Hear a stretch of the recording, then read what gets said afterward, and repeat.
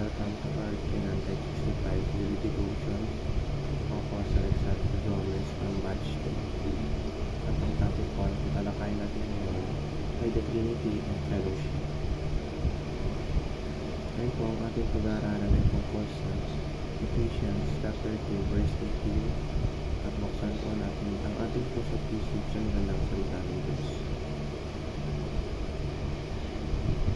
Sinasabi sa verse na, "For through Him, we both have access in one Spirit to the Father." Or sa Tagalog, sapagkat sa pamamagitan niya, kapwa tayo magkakalapit sa isang Espiritu patungo sa Ama. Sinasabi sa verse na, through Jesus Christ daw ay nakakaroon tayo ng access sa Ama dahil di ba the only mediator between man and God is Jesus. So bago tayo makapunta or bago natin papunta ang panalangin natin sa Ama ay dapat may pumapagitna muna at yun ang si Kristo. Teaching number 1. People lost their access to God the Father. Magmula nang mahulog ang panununukan natin sa kasalanan na si Bata ito, ay nawalan na tayo ng tuluyan na tayong ilayo sa Ama natin na sa langit. Teaching number 2. People can only access God through Christ. Hindi dahil nalayo tayo ay wala ng paraan upang marinig rin tayo ng Ama nating Diyos na nasa langit. Kristo ang naging daan upang ang mga panalangin natin ay marinig pa rin. Kaya nga tayo nagdadasal sa Jesus dahil siya ang maglalapit sa atin sa Ama.